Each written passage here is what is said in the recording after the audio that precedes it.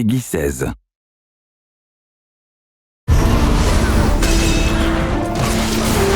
Hi adventurers, I'm Michael Clark, brand manager for Neverwinter, and I'm here to talk about the new changes coming to the game with our newest module, Jewel of the North.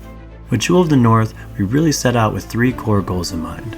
Improve the early game experience, create a more cohesive and concise leveling journey, and build an exciting new class that all our players, new or returning, will enjoy.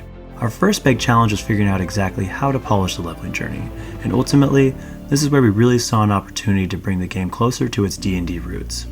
Upon loading up Jewel of the North for the first time, one of the first things you'll notice is the lack of an XP bar. In its place, you'll notice a new feature called the Adventure Log.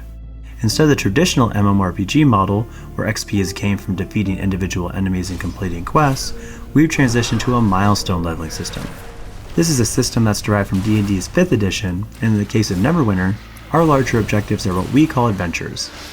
There will be 6 large adventures and zones for you to complete and explore. Neverdeath Graveyard, Velosk, Ebon Downs, Icespire Peak, Chasm, and Whispering Caverns. Each of these areas have been fine-tuned to provide a concise narrative experience, and completing each one will gain a certain amount of levels. After completing all the adventures, you will reach our new maximum level of 20, and will then be ready to take on endgame level content. We've also added 2 new locations to Protector's Enclave that will be very important to your journey: the Adventurers Guild and the Training Room. The new Adventurers Guild houses all of the class and Paragon trainers in one convenient location. It'll also be where you go to learn all the new mechanics and game systems. The Training Room is exactly what it sounds like. This will be somewhere that players can visit to test out new abilities and builds using a vast array of modifiers to replicate different combat scenarios. Our final goal was to create a fun new class, which we think we accomplished with the Bard. The Bard is a support DPS hybrid class who uses the power of music to enhance their allies and defeat their enemies. And as one of the more popular D&D classes, we knew it would be a great fit for our game. In order to truly execute on the dream of playing a Bard, we've introduced a new mechanic called Performance Mode. This allows the Bard to weave together songs during combat by pressing a string of notes in sequence, each of which represents a different song ability. Think of it like the Ocarina and Zelda's Ocarina of Time. Be careful though, the Bard has a limited performance meter, so pay close attention to that during combat.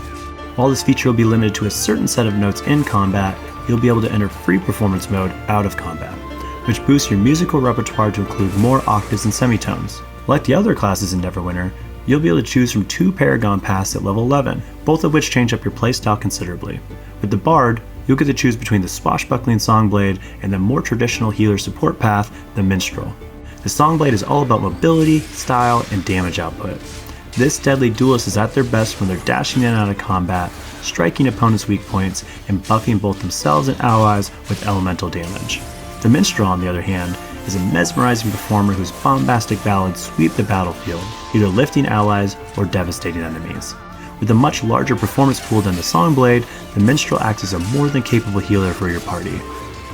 This is all I have to share today, but you can look forward to experiencing all of these new changes when Jewel of the North launches on PC July 27th and on consoles later this fall.